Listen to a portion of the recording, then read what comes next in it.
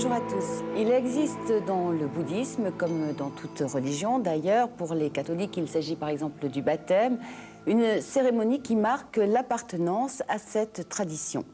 Le rituel dont il est question ici s'appelle la prise de refuge. Il permet non seulement d'approfondir les enseignements, mais également de recevoir des instructions et des initiations spécifiques.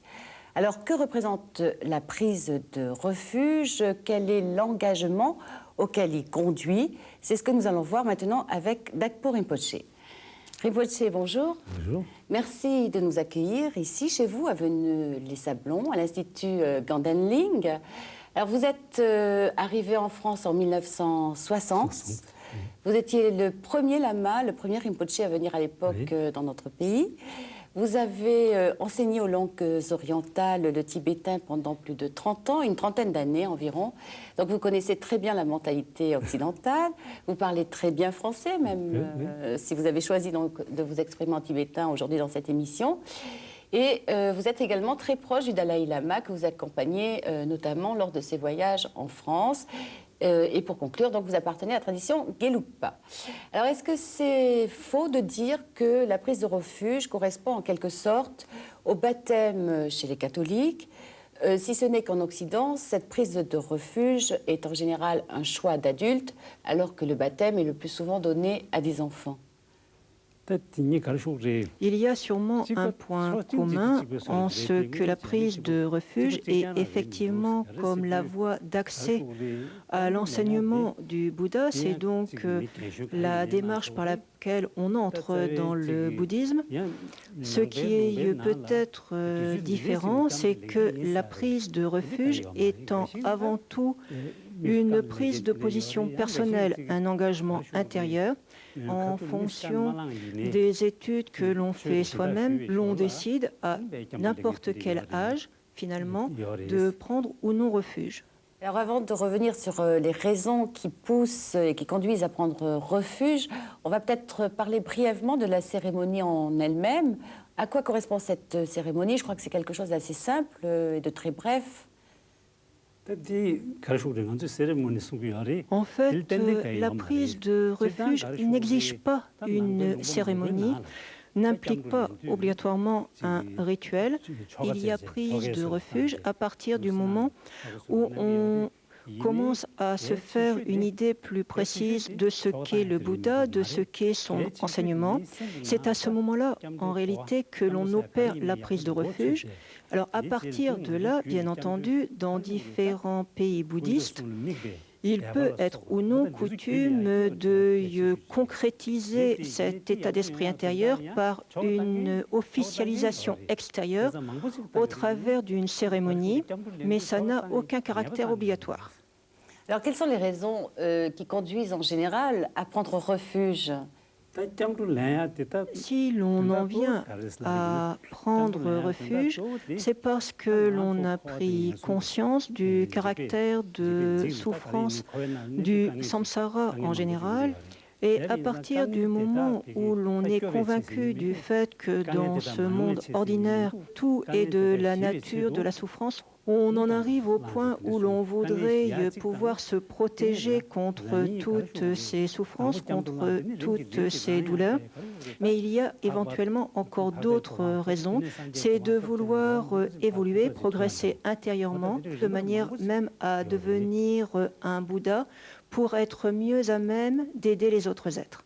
Alors, les objets de refuge sont au nombre de 3 traditionnellement, si ce n'est dans le Vajrayana où on trouve un objet de refuge supplémentaire. Quels sont-ils? Tous les bouddhistes admettent comme objet de refuge les 3 objets que sont le Bouddha, le Dharma et le Sangha.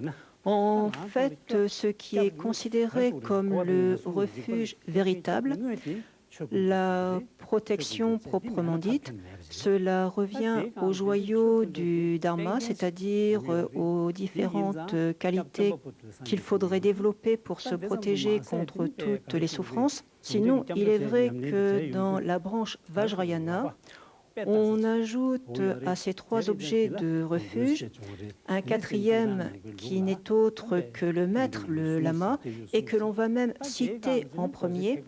Pourquoi? Parce que si d'une manière générale, pour nous, les Bouddhas sont extrêmement précieux en ce qu'ils sont les guides indispensables, c'est quand même le maître spirituel que nous pouvons rencontrer directement, c'est donc celui qui nous transmet directement l'enseignement des Bouddhas, et de ce point de vue-là, il est plus précieux encore que tous les autres Bouddhas. Alors, quelles sont les qualités du Bouddha? Puisqu'on parle de 3 qualités principales, puisqu'il a des qualités en nombre infini, on ne va pas les détailler toutes. Bien sûr, on peut dire que les qualités d'un Bouddha sont infinies et donc d'une certaine manière inexprimables. On les condense également en 3 catégories: les qualités du corps, les qualités de la parole, les qualités de l'esprit. La première qualité du corps d'un Bouddha, c'est de toujours sembler attirant à quiconque verrait le Bouddha. En tant que qualité de la parole, il est dit qu'au travers d'une seule et même phrase, le Bouddha peut répondre à une infinité de questions posées par une infinité d'êtres. Et enfin, pour illustrer les qualités de l'esprit d'un Bouddha, on va surtout citer les 3 qualités essentielles que sont l'omniscience, mais également la compassion ou encore les pouvoirs. Alors justement, pour aider les êtres à accéder au bonheur, il y a le dharma, l'enseignement du dharma. C'est quelque chose d'extrêmement important dans le refuge. Est-ce que vous pouvez nous expliquer en quoi consiste le dharma Rinpoche? Parmi toutes les activités accomplies par un Bouddha pour aider les êtres, qu'il s'agisse des activités par le corps, par la parole ou l'esprit, les bouddhistes considèrent que de très loin, les plus importantes sont les activités de la parole, c'est-à-dire l'enseignement dispensé par le Bouddha. Il est manifeste que c'est au travers de l'enseignement qu'il pourra avoir le plus d'impact, le plus d'influence, qu'il pourra donc apporter le meilleur concours aux êtres. Voilà donc pourquoi, par dharma, on entend avant tout cet enseignement proposé par le Bouddha, mais il faut également savoir que dès lors que quelqu'un fait un effort pour appliquer les instructions que lui aurait délivrées le Bouddha, l'amour, la compassion, la sagesse et encore bien d'autres relèvent également du dharma, mais cette fois-ci dharma pris au sens de qualité ou encore de réalisation spirituelle. Rinpoche, vous nous parliez de l'omniscience. Que signifie le terme omniscient? Omniscience, au sens habituel du terme, bien sûr, cela signifie être en mesure de connaître, de comprendre l'ensemble des phénomènes dans leur nombre et dans leur diversité. Mais dans la connotation plus bouddhiste du terme, cela implique d'avoir cette faculté unique au Bouddha de pouvoir percevoir simultanément les 2 vérités, la vérité ultime et la vérité conventionnelle. À propos des pouvoirs du Bouddha Rinpoche, de quels pouvoirs s'agit-il? C'est des pouvoirs magiques? De quoi s'agit-il? C'est vrai que dès que l'on évoque les pouvoirs d'un Bouddha, beaucoup de personnes ont l'attention attirée en disant « Ah, on va parler de lévitation, de capacité de traverser les murs, de s'envoler dans les airs, etc. » Bon, ça n'est pas que ce soit du domaine de l'impossible, mais quand on souligne les pouvoirs d'un Bouddha, c'est les pouvoirs qui leur permettent d'aider les êtres à accéder au bonheur. On ne va pas détailler toutes les méthodes Rinpoche qui concernent le dharma. Avant de commencer à appliquer toutes ces méthodes, je suppose qu'il faut une grande foi. Mais la foi dans le bouddhisme est-elle un peu différente de la foi que l'on a l'habitude de définir dans d'autres religions?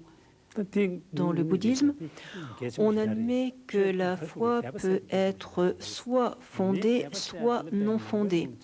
Quand on parle d'une foi fondée, c'est une foi que l'on serait parvenu à développer au travers d'une conviction basée sur une argumentation, sur un raisonnement, sur une compréhension, alors que la foi non fondée, c'est l'émotion qui nous viendrait naturellement, parfois, à la vue ou à l'audition de telle ou telle chose, mais sans que nous n'ayons pour autant de raisons particulières et que nous puissions justifier alors ce que nous ressentons, mais qu'il s'agisse de la foi fondée ou de la foi non fondée, on va dire que cette foi peut revêtir trois aspects très différents. D'abord, il y a la foi en tant qu'émulation, où l'on a reconnu en un objet, par exemple en le Bouddha, des qualités supérieures, et de ce fait, on voudrait parvenir au même niveau. Il y a également la foi en tant qu'admiration, mais simplement on est touché par ces qualités, mais on n'est pas au point d'envisager d'obtenir des qualités comparables. Et enfin, il y a la foi en tant que conviction. On parvient à une compréhension véridique et désormais on pense que l'on ne risque plus de revenir en arrière, d'être ébranlé dans sa prise de position. À ce moment-là, il s'agit de foi en tant que conviction ou encore en tant que confiance. Tout ce qu'on vient de voir conduit à penser que la prise de refuge, décider de prendre refuge, constitue un engagement. À quoi correspond cet engagement finalement? Il y a deux possibilités de s'engager dans le bouddhisme. Soit on passe au travers de la foi, disons, non fondée. On est ému par le Bouddha, le Dharma et le Sangha. On se sent attiré par eux.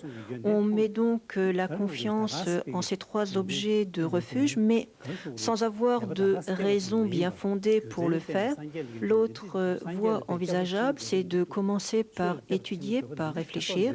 Mais dans un cas comme dans l'autre, que l'on passe par la foi, disons, non fondée ou par la foi raisonnée, dès lors que l'on a pris refuge, on a également pris la décision de désormais considérer le Bouddha comme le guide indiquant la voie, de considérer le Dharma comme ce qui va vraiment nous accorder une protection digne de ce nom, et de considérer le Sangha comme tous les êtres d'un haut niveau spirituel qui peuvent nous aider et nous servir d'exemple. Et dans le Vajrayana, en conclusion, donc c'est se mettre avant tout au service des autres. C'est vrai dans le Vajrayana, mais pas uniquement dans le Vajrayana. On peut même dire que cela constitue la pensée même du Mahayana, du grand véhicule, où le pratiquant doit concourir à un plus grand bonheur, à un mieux-être pour les autres, en s'oubliant soi-même. Rinpoché, merci. Si vous souhaitez compléter cette émission, je vous recommande ce petit livre édité par Claire Lumière, Prendre refuge. Si vous souhaitez par ailleurs mieux connaître la vie de notre invité Dakpo Rinpoche, vous pouvez vous procurer le Lama venu du Tibet. Il est publié chez Grasset. Le Dalai Lama est un livre qui a été coécrit également par notre invité Dakpo Rinpoche. Et pour terminer, je vous propose ce livre qui vient de sortir, Le monde sacré de Shambhala. Si vous souhaitez nous écrire, c'est le moment de noter notre adresse, UBF, boîte postale 240, étoile 75 770, Paris, CEDEX 16. Vous retrouverez également des renseignements sur le bouddhisme en France en composant sur votre Minitel le 3615, code France 2 voix bouddhiste. Merci de nous avoir suivis. Je vous souhaite un excellent dimanche à tous et une magnifique semaine. À dimanche prochain.